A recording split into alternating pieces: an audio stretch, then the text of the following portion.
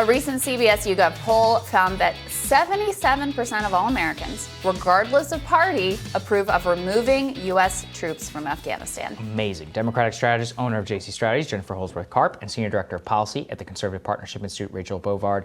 They join us now to discuss. It is incredible, Rachel, to see polls like this because it is not just like a partisan issue. It is every race, every gender, every ideology, mass supermajority support there for removing troops from Afghanistan. And yet, is the supermajority support issue here in Washington? Not at all, especially within the halls of Congress. How does something like that even happen?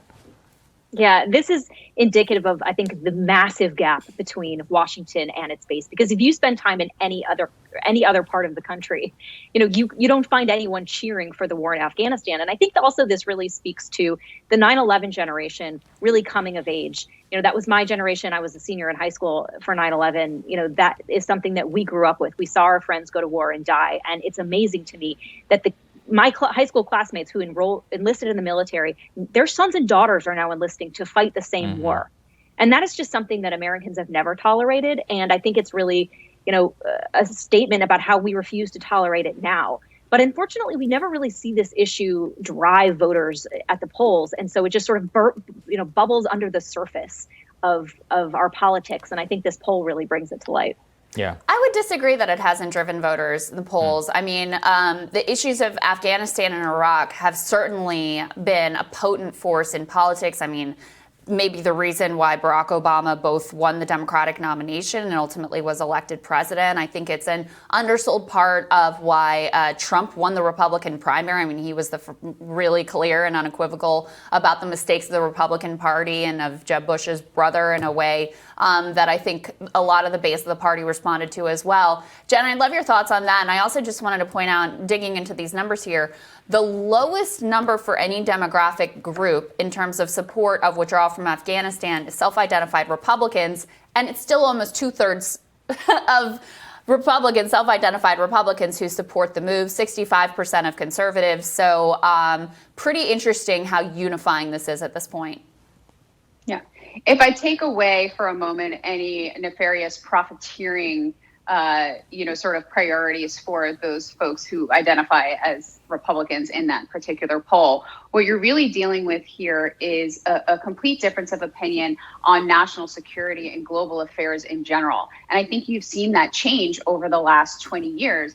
As Rachel said, I'm also from the 9/11 generation. I was early in college when that happened. I saw my friends go off to war.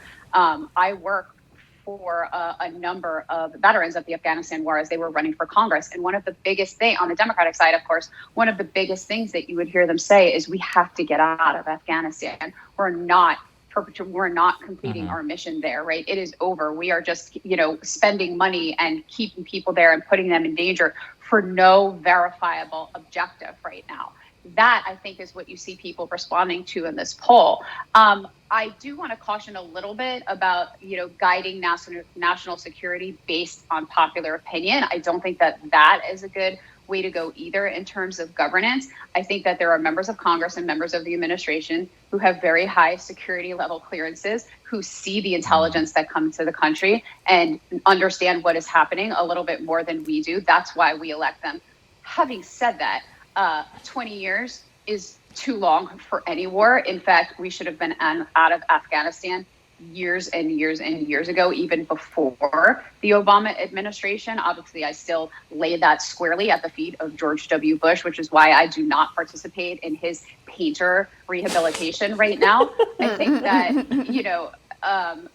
he's a nice family man and he is not Donald Trump, but by no stretch of the imagination do I remember his presidency fondly. I think we are still dealing with the consequences of that presidency, and Afghanistan is number one on that list. The least of which, not to mention, is because we completely diverted our attention to perpetrate the debacle that was Iraq. I think a lot of what happened in Afghanistan could have been solved years ago if we had not also participated in that atrocity. Yeah, Rachel, see, this is actually my counter, Jen. I don't know if those people continue to have that trust, given what's happened with Afghanistan. A lot of people said that, 2003, maybe they know something I don't. 2005, maybe they know something I don't. Afghanistan papers came out, actually, we knew most of this was the whole time, and if we'd known the whole story, people would have been even more vociferous. So, Rachel, you have worked there in the halls of Congress, I assume also with some of these people who allegedly have access to this information. Like, do they have our best interests at heart, and are they reviewing information, or is it all really just a scam?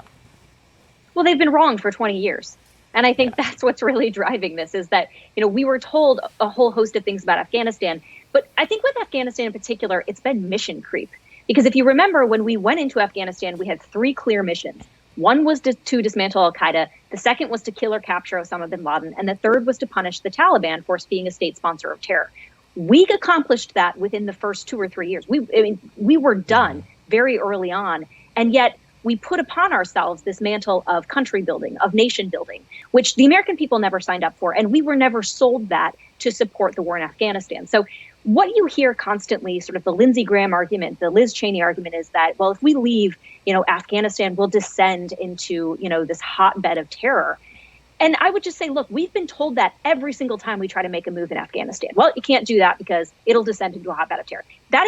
There will be violence when we leave Afghanistan. I think that is true because we've been propping up this artificial negotiation between the Taliban, which has been negotiating at the point of a gun, and the Afghan government, which has been negotiating behind a shield. We've been distorting this entire process. If the country is going to rebuild itself, it has to be able to do it on its own terms. Now, it can do it with our support, our sanctions, our aid, but I would argue that it's incumbent on the rest of the Western world to engage this process as well. But for far too long, we've been fed this distorted narrative about Afghanistan, and we're fed up, and it's time to leave. Yeah. Jen, I think President Biden has been phenomenal on this issue. I think the way that he articulated his decision, I couldn't have, imagined a better way that he said it. He kind of brought it back to first principles of why we were there in the first place and said, look, no one ever said we're here to unify Afghanistan. That's impossible. No one's ever been able to do that. We could be there for 1,000 years and still not be able to pull that off. What sort of pressures is he going to be under, though, over the next few months? What type of leaks can he expect? What type of fear-mongering around exactly the violence that Rachel is talking about? Right. I mean, I actually hate to be so partisan on this issue, but I think that the only place that you're going to see leaks from are the Lindsey Grahams of Congress. I don't think that you're going to see many leaks from the Biden administration, certainly not the State Department, certainly not the intelligence agencies. I think there is complete unity here in the president pulling out of Afghanistan. Let me just pause you there. I'm not so sure about that, because we've already seen some of those leaks. I mean, immediately there were stories about women's rights will suffer. There were stories about, this didn't come from the Pentagon. The Pentagon totally dissented from this decision. Stories that seemed to come directly from the Pentagon, not even insinuating, direct saying that Biden's ignoring the generals and we know best. So I think we're already seeing some of those leaks.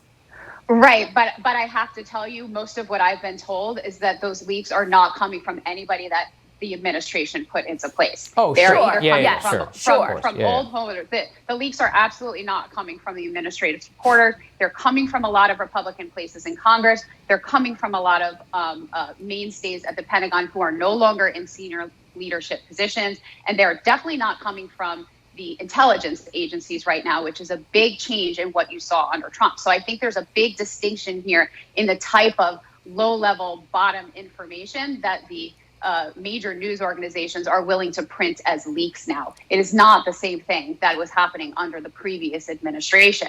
I think that President Biden has put forward a good plan to pull us out of Afghanistan. He's explained it properly to the American people, and that's why you don't hear a lot of dissent from the normal places that you would usually hear it from. You haven't even heard a lot of dissent on it from places like Fox News, who would normally just oppose it because Biden proposed it, right? That is not happening now. So I think we need to take the leaks that we are seeing with a grain of salt. If you read them closely, they are very, very nakedly not from anybody involved in actual decision making in the Pentagon or within the administration.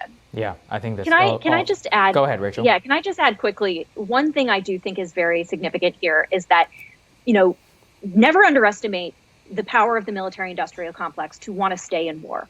Mm-hmm. And the longer Biden drags this decision out, because remember, Trump put the withdrawal period at May 1st based on the Doha negotiations with the Taliban. Biden has now moved it to September.